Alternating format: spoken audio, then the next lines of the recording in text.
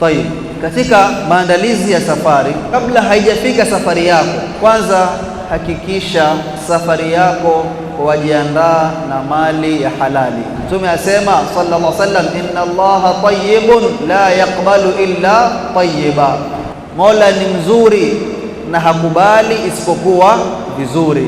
Kwa hivyo wewe usikusanye mali ya haramu kisha ukasema nenda nayo haji.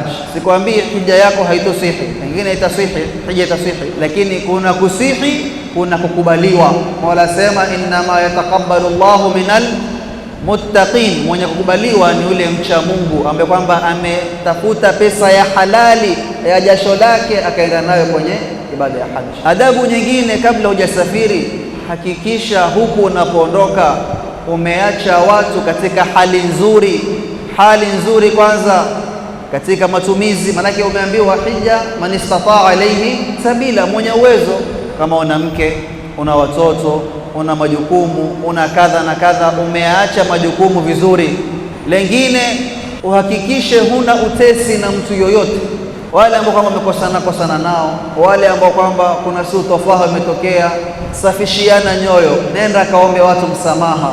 Kaombe watu msamaha, mimi nasafiri, safari ni hatua, naenda nirudi, naenda nisirudi, kwa hivyo taka msamaha. Adabu nyingine, kama una madeni wadaiwa, lipa kabla hujasafiri, na au nenda kawatake ruhusa, mimi sina uwezo, nimepata mtu amenisponsor, lakini nakuomba wacha niende, nikirudi takuangalilia, sina uwezo na sina pesa ya kulipa, lakini nenda kamtake radhi ya ruhusa ya kusafiri.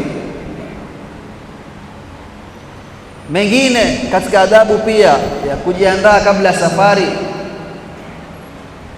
uliza kule kuko vipi, ni mwezi gani, ni weather gani, kuna joto, kuna baridi, kuna virus gani, kuna nini gani, mimi nitajihitaji vipi, yani medical preparation health wise. Ukienda kule, wewe umeenda kwa hija, ukifika siku ya kwanza umekuwa tabani.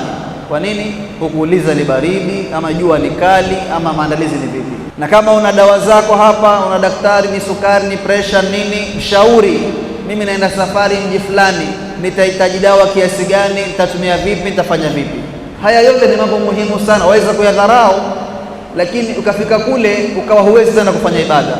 Vitu vidogo vidogo waweza ukadharau, ukafika pengine ukazuiliwa kuingia kabisa, ama ukafika hoteli ndio umelala mpaka huwezi kuinuka, utabani umbele kwa hospitali, umelazwa. Kwa nini? Kwa sababu maandalizi yako hayakuwa mazuri. Na mengine katika adabu ya safari,